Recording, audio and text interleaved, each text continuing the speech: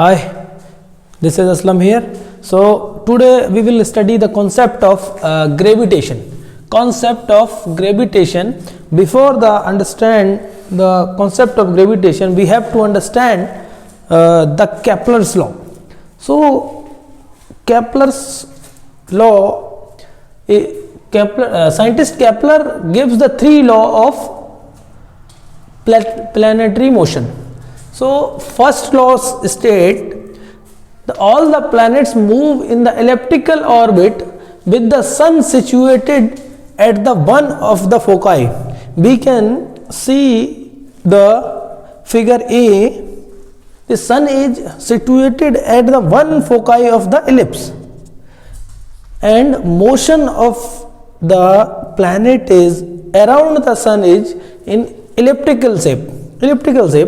This says first law of Kepler's. And second law state that the line joins to the sun sweep equal area in a equal time of intervals. So we can explain with the help of figure B. Figure B, this is a planet P at the point P and move P to P dash. He travel in a some time T naught. So he reached at P dash point and sweep some area. This is called dA1. According to the second law, the time taken by planet is T naught. Now the position of the same planet is Q, and after T naught the planet reached at Q dash. So at in T naught time the area swept by the planet is equals to dA2. Let I have say this is dA2. So according to the Kepler's second law, the dA1 is equals to dA2. Okay, so this is area swept area law.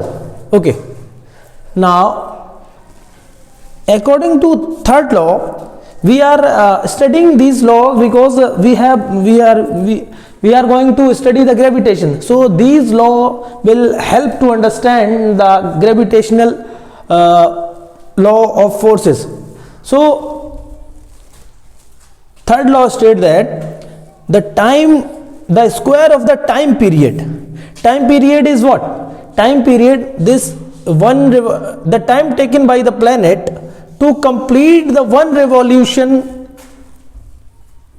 of the time taken by the planet to complete the one revolution around the sun. So this is equals to T square proportional to time period square to the semi major axis square cube. This is equals to cube. So these are the three laws of planetary motion of Kepler. So now we will understand the concept of gravitation. From the first and third law, Newton extract the information that Mercury and Pluto moves in the elliptical shape and other planets are moved in the circular shape. The motion of planets are depend on depend on the data analysis of the planets. Newton stated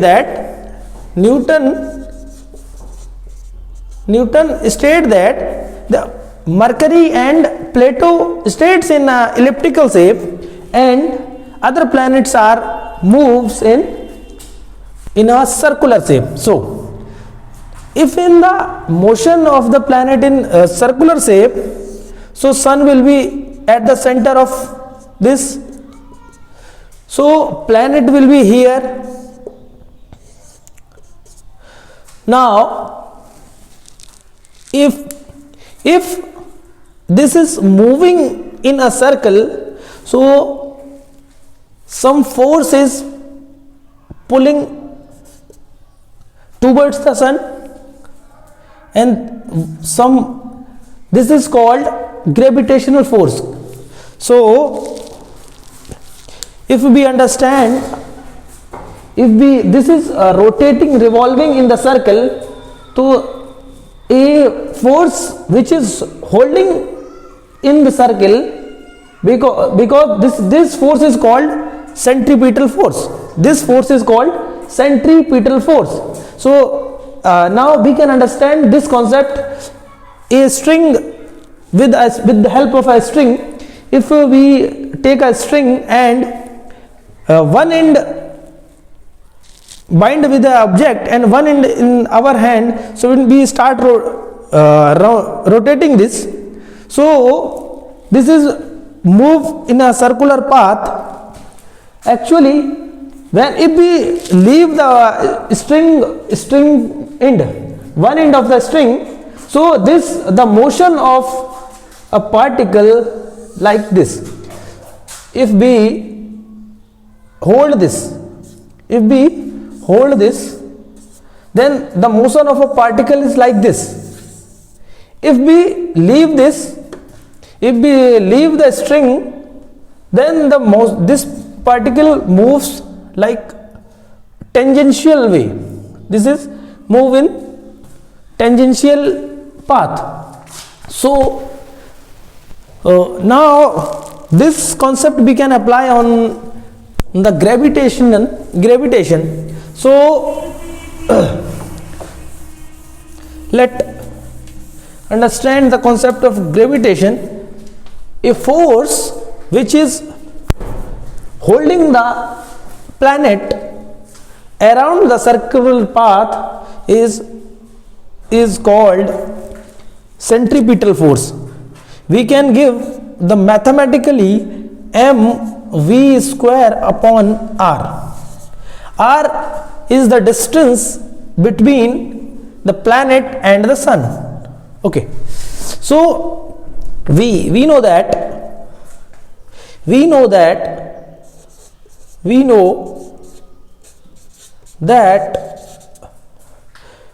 the velocity will be, this planet is tracing the circumference of the circle.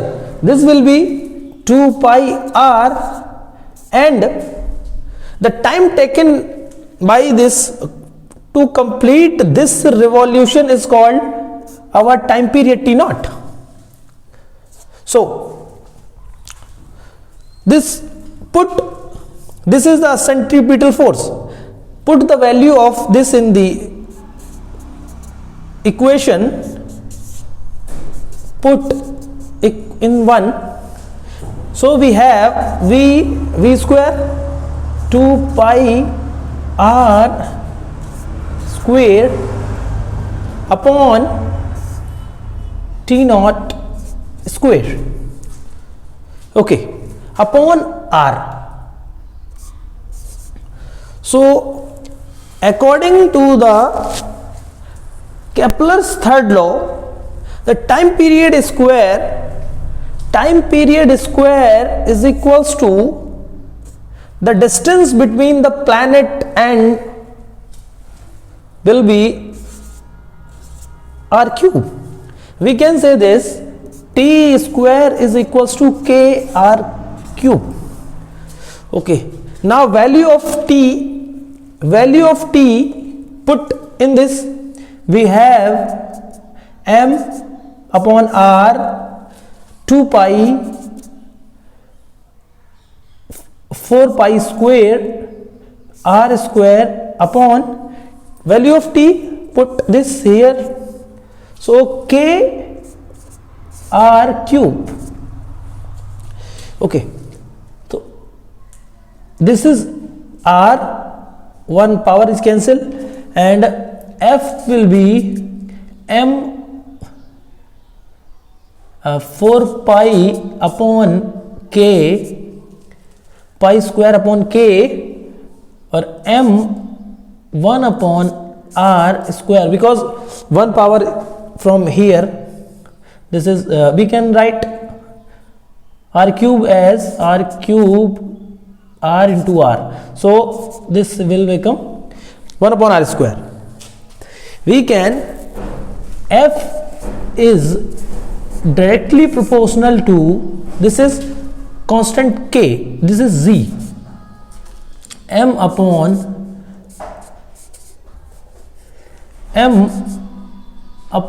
1 upon r square. So we can see from the expression, the force between the sun and the planet is directly proportional to the mass of the planet and inversely proportional to the distance between them. So if we can understand clearly, according to the, this force is called law of attraction force between two planets, two bodies, or we can say that this is called force of attraction between the two bodies. This is the one planet and one is the sun. So according to the gravitational law of forces is explained in the Newton, in the force between the two bodies, the force between the two bodies, force between two bodies would be, is F is directly proportional to m1 and m2, and F is directly proportional to, inversely proportional to 1 upon r square. We can see from here, law of attraction force is called as this. So we can merge these equation, F is equals to m1 m2 upon r square. So